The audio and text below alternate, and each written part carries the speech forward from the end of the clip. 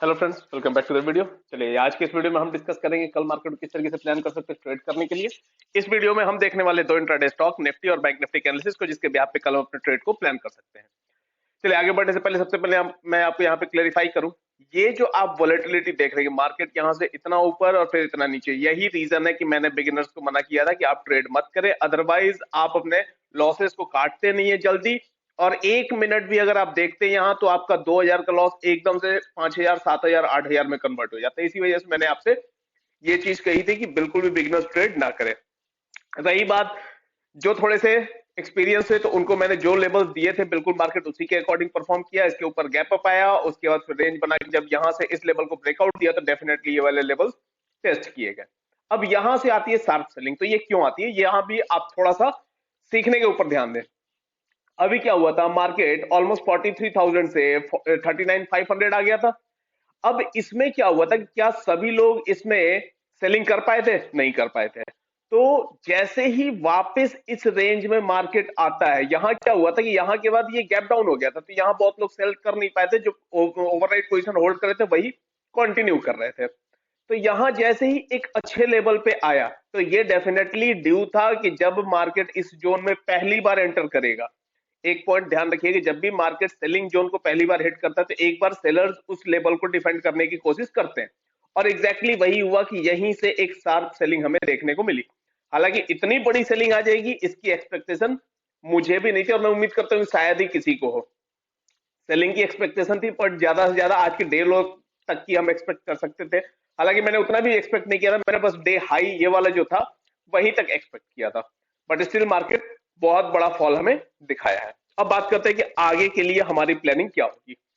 अब कल के लिए हमें क्या प्लान करना है। कल आज एक और इवेंट अभी बचा हुआ है। एक मेजर इवेंट तो हो चुका है, हमारा बजट आ चुका है। दूसरा एक इवेंट और बचा हुआ है कि फेड के मीटिंग की आउटकम आज रात में आने वाली है।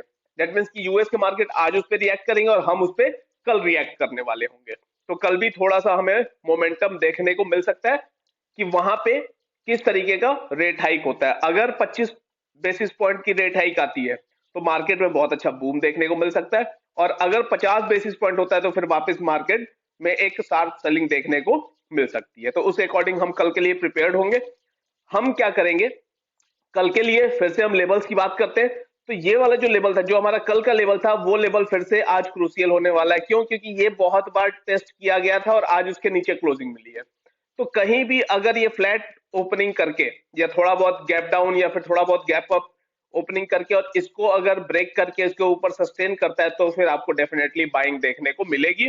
और उस केस में आपको सबसे पहले ये वाला जोन देखने को मिलेगा, और अगर इसके ऊपर निकलता है तो फिर ये वाला और ये दो ट्रेजेक्ट्री आपको कल देखने को मिल जाएगी बैंक निफ्टी में बाइंग साइड में।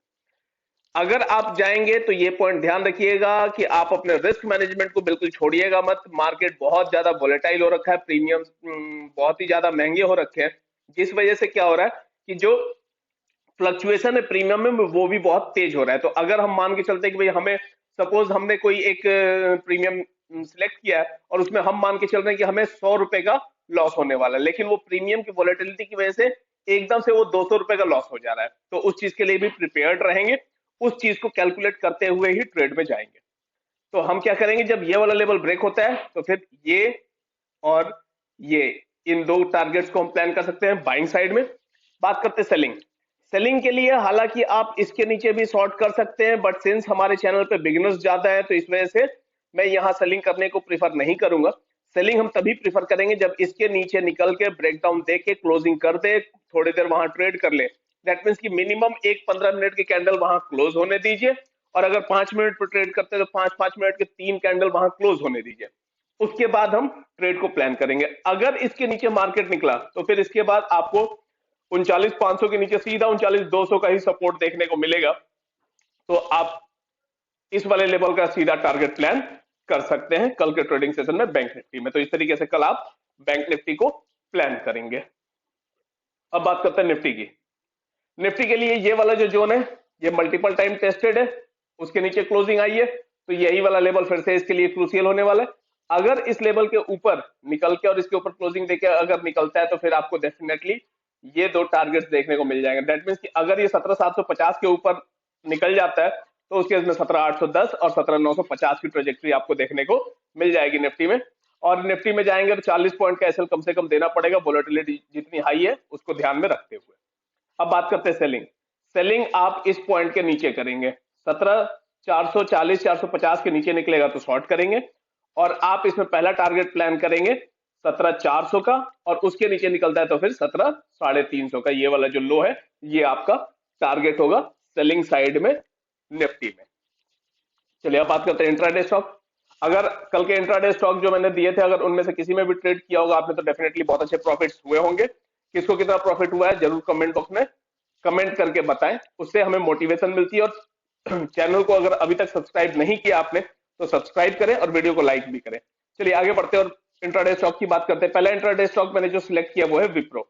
अगर विप्रो को मैं देखूं तो ये यहां से इसका कॉन्टिन्यूअस रेजिस्टेंस एरिया था, फिर इसको ब्रेक किया, अच्छी मोमेंटम देखने को मिली, फिर ये ब्रेकडाउन हुआ तो फिर एक शार्प सेलिंग भी मिली।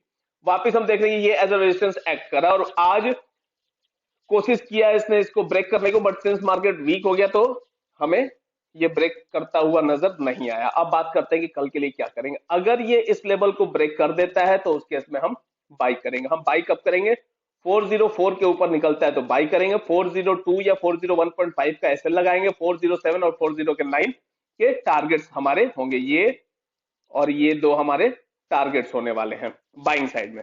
अब बात करते हैं सेलिंग।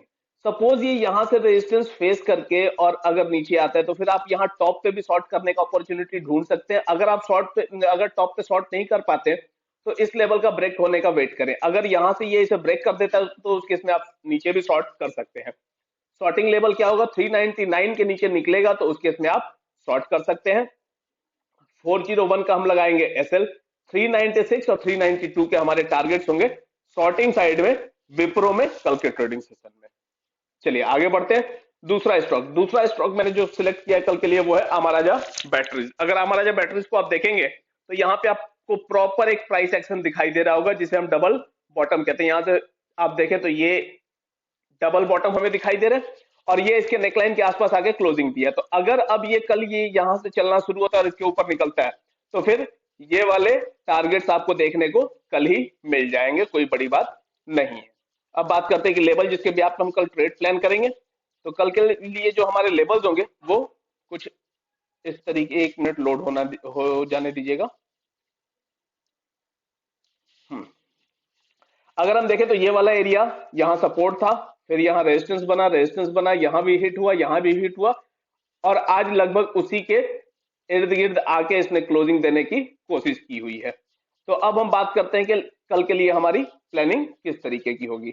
हम क्या करेंगे, जब ये यहां से इस लेवल के ऊपर ब्रेक कर देगा तो उस केस में हम बाई करेंगे।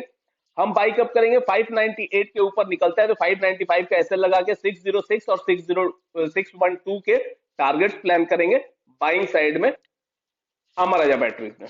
अब बात करते हैं सेलिंग की। अगर सपोज यहां रेजिस्टेंस फेस करके और ये नीचे आने लगे तो यहां भी शॉर्ट करने का अपॉर्चुनिटी ढूंढ सकते हैं आप।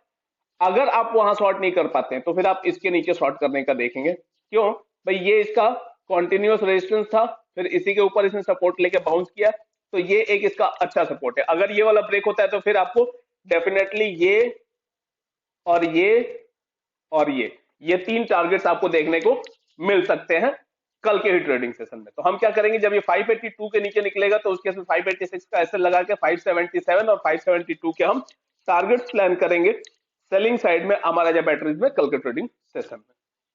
चलिए तो इस तरीके से आप अपने कल के ट्रेडिंग सेशन को प्रिपेयर करेंगे। आज के इस वीडियो में इतना ही। अगर आप हमारे चैनल पर नए हैं तो चैनल को सब्सक्राइब कीजिए, वीडियो को लाइक कीजिए, कोई भी क्वेरी होती है कमेंट बॉक्स में ड्रॉप करें, हम उसे डेफिनेटली सॉल्व करेंगे। Okay, thank you.